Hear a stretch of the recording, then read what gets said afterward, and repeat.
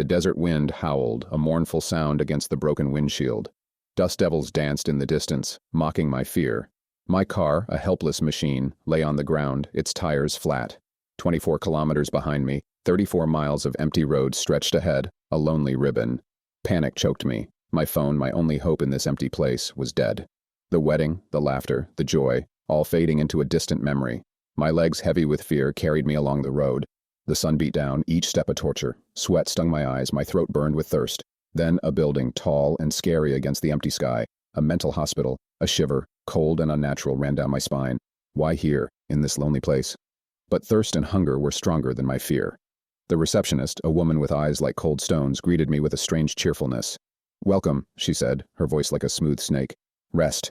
The hospital was a maze of dark hallways, the air thick with the smell of decay and something else, something old and evil. Shadows lurked in every corner, whispering secrets I didn't want to hear. The guard, a huge man with eyes like a hungry wolf, watched me with a disturbing intensity. A flickering light at the end of a hallway beckoned. A phone booth, my escape. But as I walked towards it, the world spun. A dizzying feeling washed over me, and then darkness. I woke up tied up, my mouth covered, in a room where the light never changed. The air was thick with the smell of mold and something sweeter, something sickly sweet. A figure stepped out of the shadows, a nurse, her face a twisted mask of wrinkles and evil.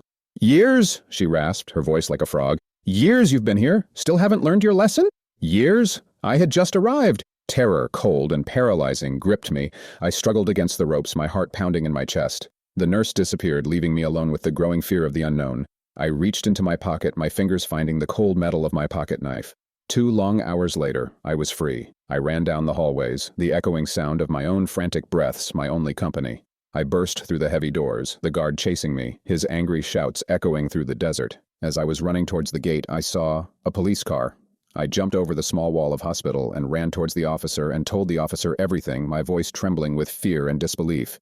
He took me inside the hospital and a nurse stepped forward and police officer and nurse started talking. Officer's face, at first doubtful, twisted in horror as he looked at the file the nurse gave him. 6 years, he whispered, his voice barely a sound. 6 years you've been here. The world shattered around me. I was a ghost, trapped in my own mind. The officer, his face full of pity, took me back to the hospital. The door slammed shut, locking me away with the other patients.